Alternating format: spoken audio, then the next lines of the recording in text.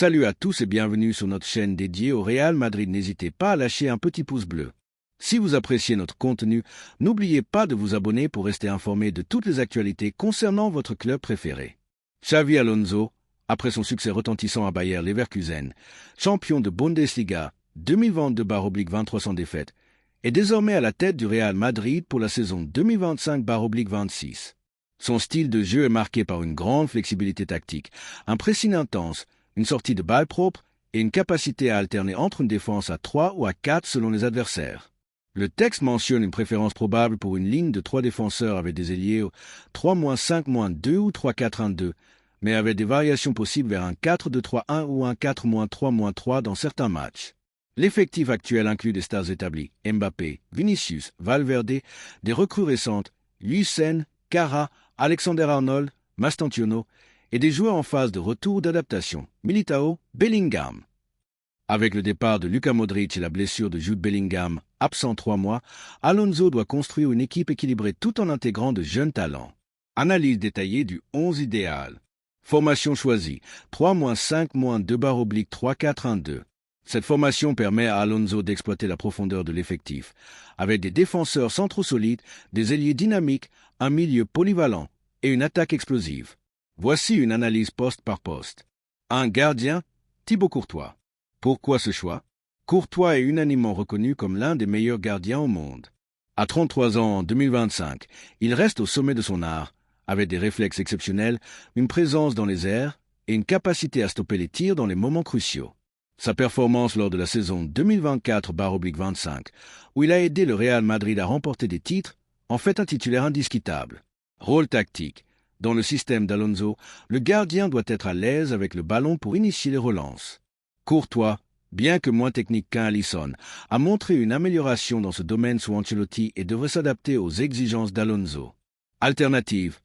André Lunin est un remplaçant fiable, mais son rôle restera secondaire sauf blessure ou rotation. Incertitude. Aucune, sauf une éventuelle blessure. Courtois est un pilier. 2 défenses centrales. Dean Huijsen, gauche, Aurélien Tchouaméni, libéraux, et des Militao, droit. Dean Huijsen, gauche. Pourquoi? Huijsen, recruté pour 60 millions d'euros en provenance de Bournemouth, est un défenseur central moderne. Grand, 1,95 mètres, élégant sur le ballon, et capable de casser les lignes avec ses passes. À 20 ans en 2025, il a acquis de l'expérience en Premier League, ce qui le rend prêt à assumer un rôle de titulaire. Sa capacité à jouer à gauche dans une défense à 3 est cruciale pour équilibrer la ligne défensive. Rôle tactique.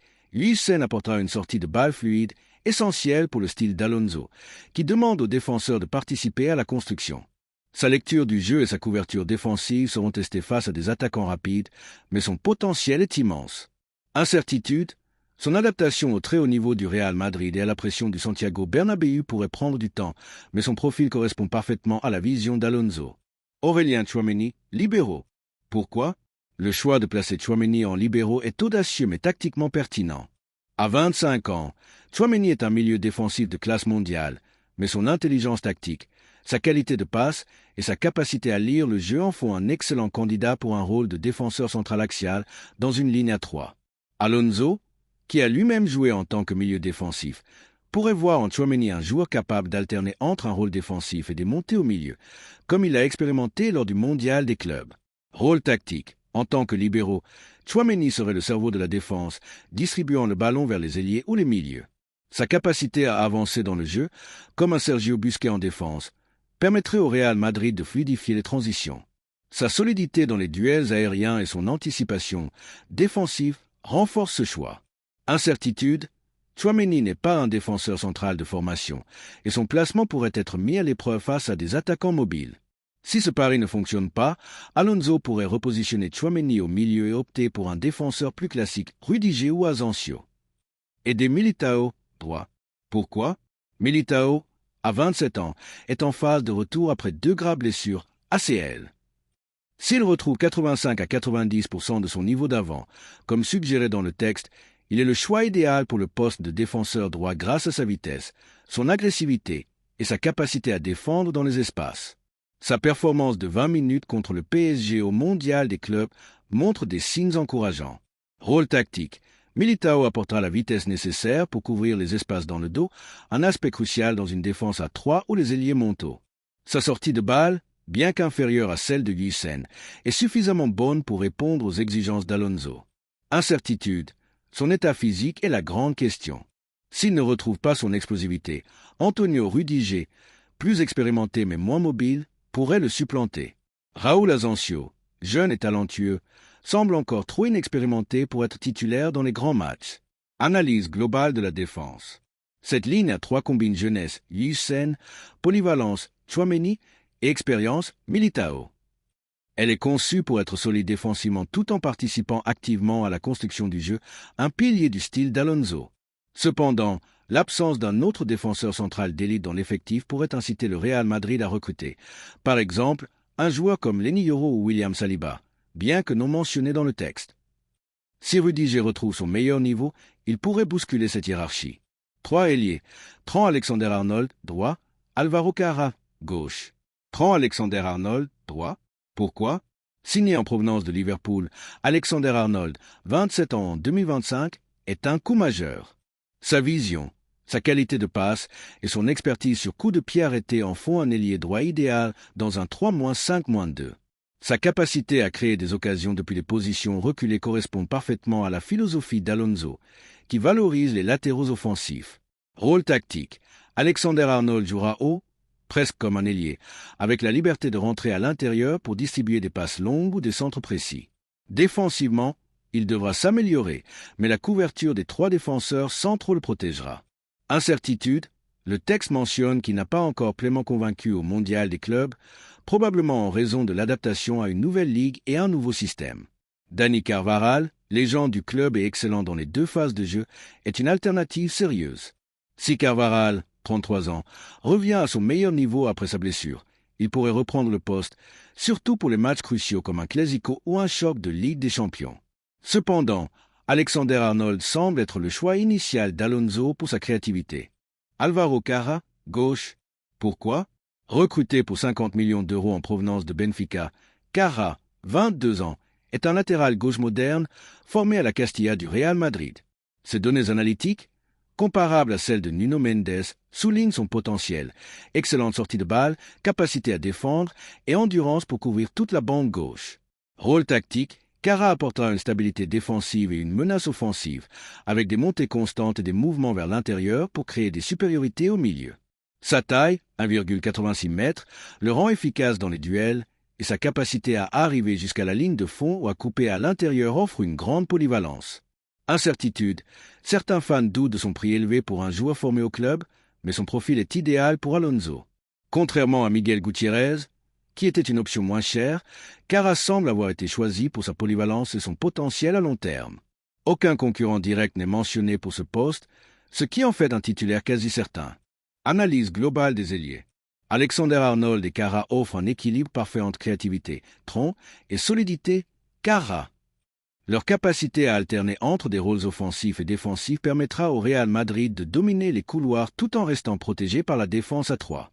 Carvajal reste une alternative crédible à droite et sa polyvalence, il pourrait même jouer défenseur central droit, ajoute de la profondeur. Milieu de terrain, Federico Valverde droit, Arda Güler gauche, Franco Mastantuono offensif. Federico Valverde droit. Pourquoi? Valverde, à 27 ans, est le cœur battant du Real Madrid.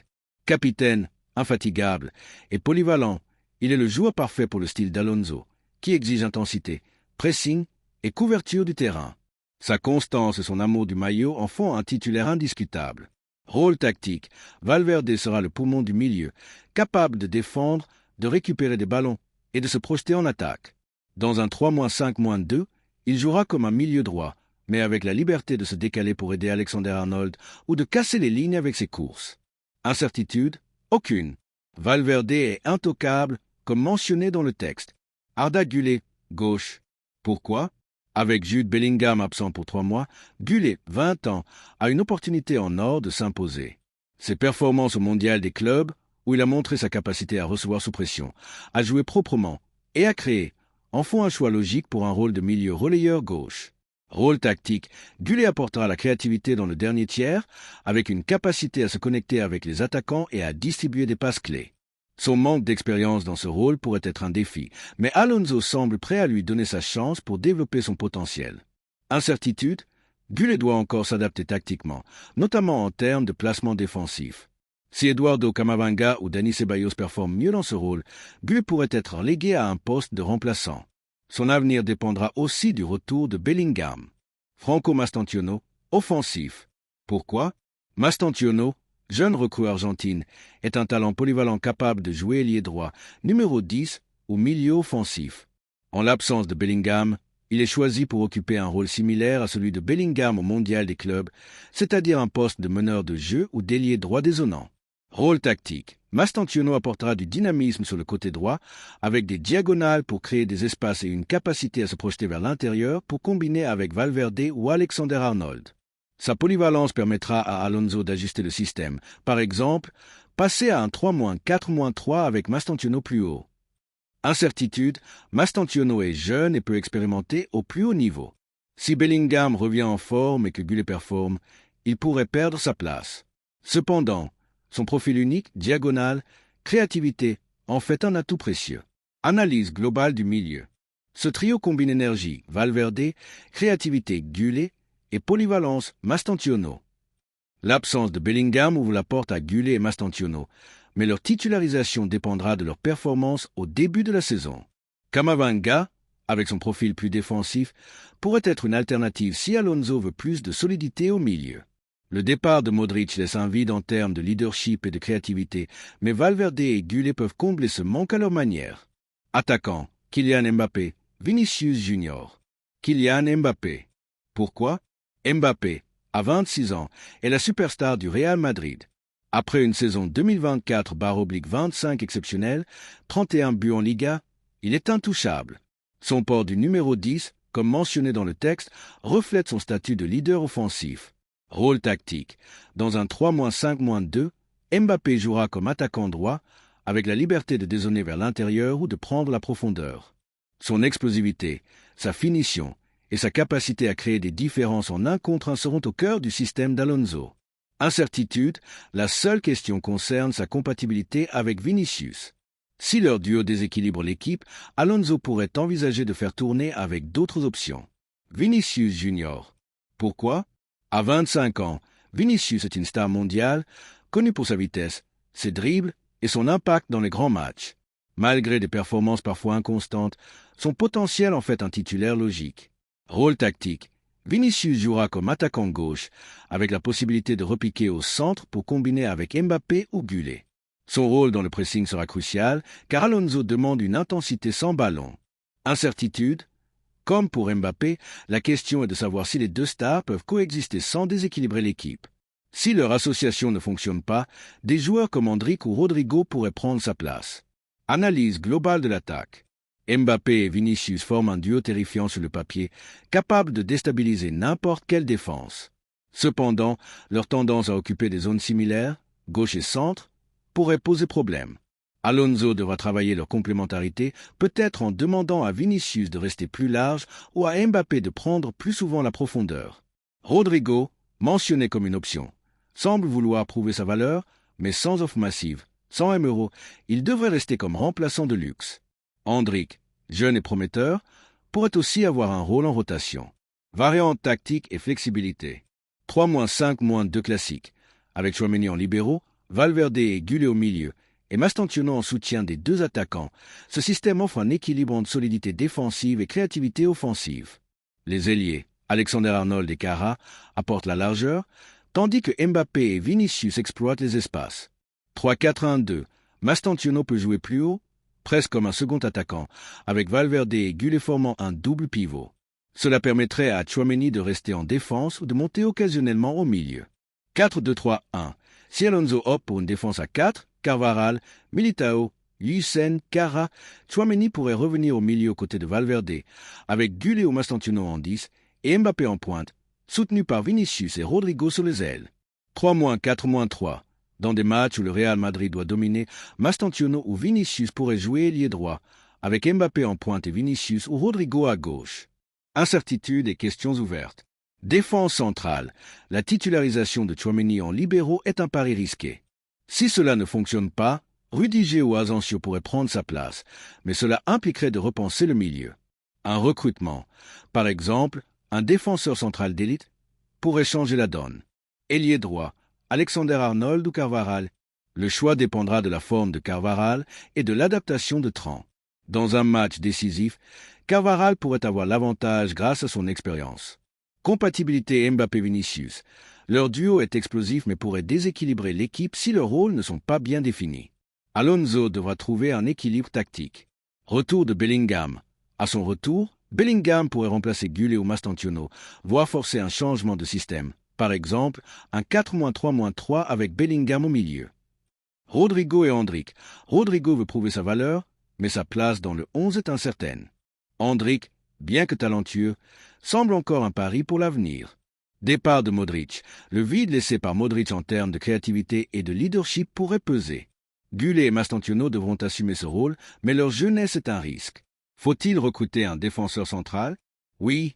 Si Militao ou Rudiger ne retrouvent pas leur meilleur niveau, un défenseur central d'élite, type Saliba ou Yoro, bien que non mentionné, pourrait renforcer la défense.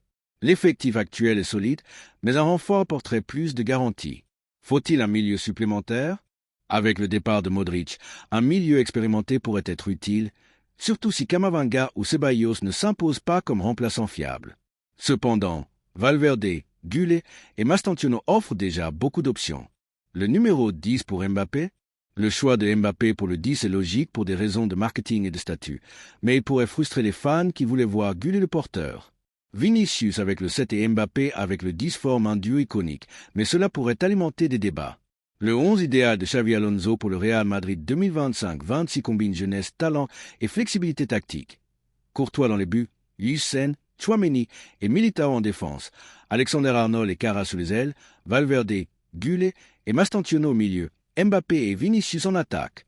Ce système en 3-5-2 offre un équilibre entre solidité défensive, créativité au milieu et explosivité offensive, tout en permettant des variations tactiques. Les incertitudes autour de Militao, de la compatibilité Mbappé-Vinicius et du retour de Bellingham seront déterminantes. Alonso devra tirer le meilleur de cet effectif étoilé tout en imposant sa philosophie de jeu. 11 idéal résumé. Gardien, Courtois. Défenseur, Lucien, Tchouaméni, Militao. Ailier, Alexander-Arnold, Kara. Milieu, Valverde, Gullit, Mastantuono. Attaquant, Mbappé, Vinicius. Qu'en pensez-vous? Partagez votre 11 idéal et vos idées sur les recrues potentielles dans les commentaires.